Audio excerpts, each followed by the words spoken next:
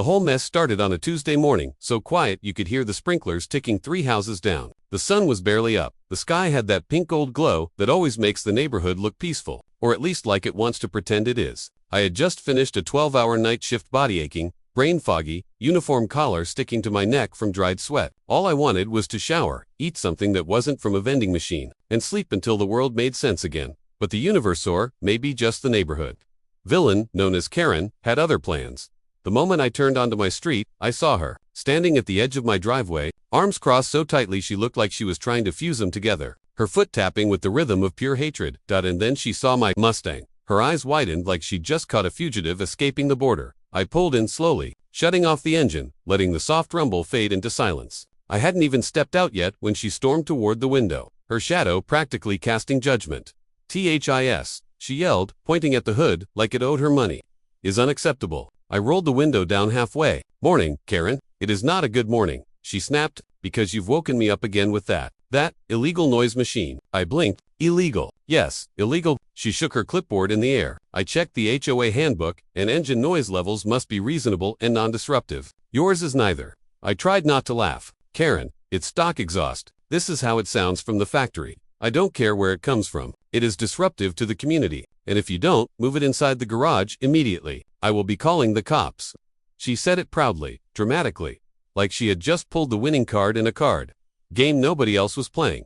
I took a slow breath. I was exhausted, beyond exhausted, too tired to argue, too tired to explain anything. I just wanted peace. But Karen, she smelled weakness like a shark smelling blood. "I'm warning you," she said, lowering her sunglasses like she wanted to deliver the final blow. "Move the car, or I'll make the call." I leaned my head back on the set. "Karen, it's my driveway," and she snapped, offended that the universe allowed me to own property. And I continued, "Your HOA rules don't override the law." She gasped like I'd insulted her ancestors. The law is on my side." That one almost broke me. I bit the inside of my cheek to stop myself from smiling. If only she knew that the person she was threatening to call the cops on was literally the highest-ranking officer in the county. But I didn't tell her. Not yet. Let her write her own ticket to embarrassment. She stood there dramatically, phone halfway out of her oversized purse. A purse that looked like it could hide a full 3-ring binder of HOA violations. "You have 30 seconds. She threatened. "Go ahead," I said. Her whole body froze. She did not expect that answer.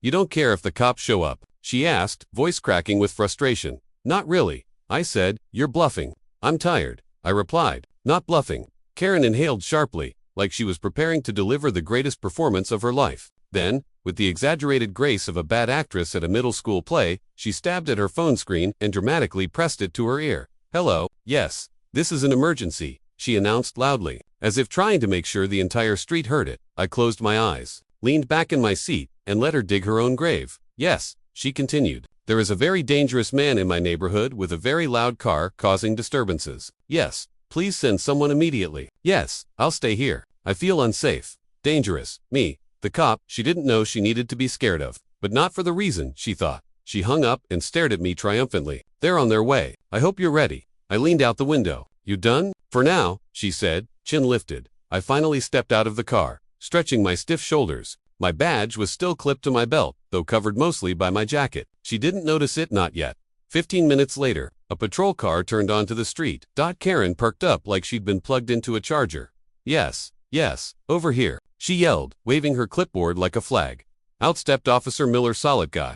Good friend. Someone who absolutely knew who I was.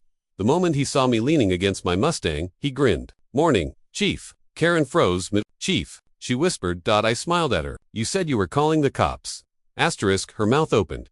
Closed, opened again. "You're a police officer." "Police chief," Miller corrected with a proud grin. Karen made a tiny choking noise. But he disturbed the neighborhood. Miller shrugged. "No laws broken. But the HOA, ma'am." Miller cut in gently but firmly. "We don't enforce HOA rules. We enforce actual laws." Karen looked like she'd just been told Santa wasn't real. Is there nothing you can do?" she whispered. Double quotes. "No ma'am," Miller said. "Not unless you want to file a false report, and I strongly recommend you don't." She stuttered. False report." Miller nodded. "You said it was an emergency."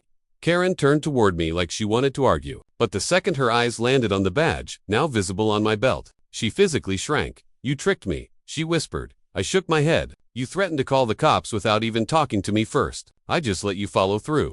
She didn't respond. She couldn't, she just turned and walked away as stiff as a Lego figure. But oh, she wasn't done. 2 days later, I found a neon orange HOA violation sticker slapped across my windshield. Unapproved vehicle parking. Final warning. My car looked like it had been ticketed by a kindergarten art class.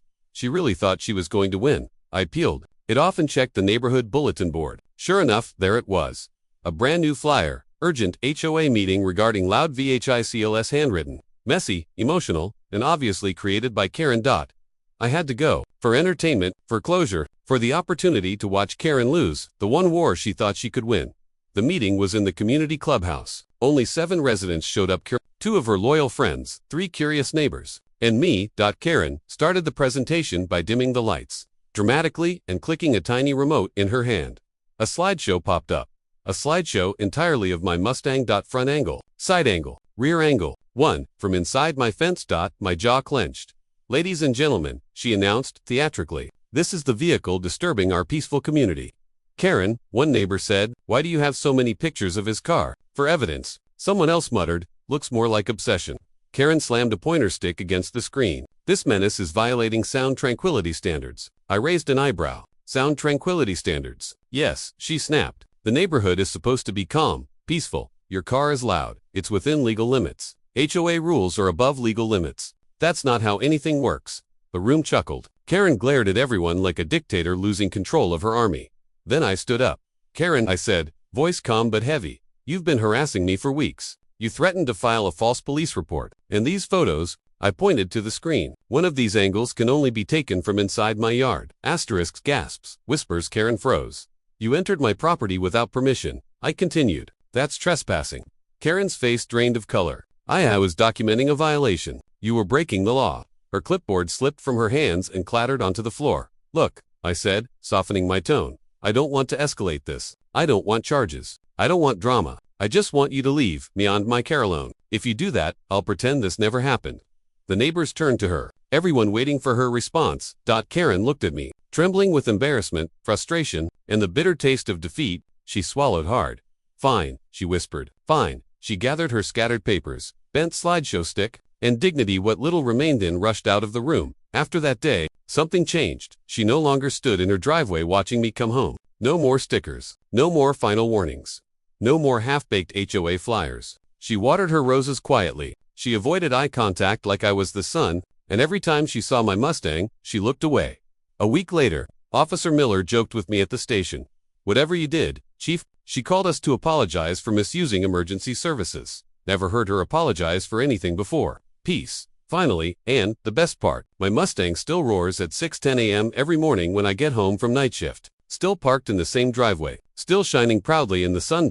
Karen doesn't say a word, because she finally understands what she didn't that morning. The cops were never coming for me, because I am the cops. And she chose the wrong Mustang and the wrong man to try and control.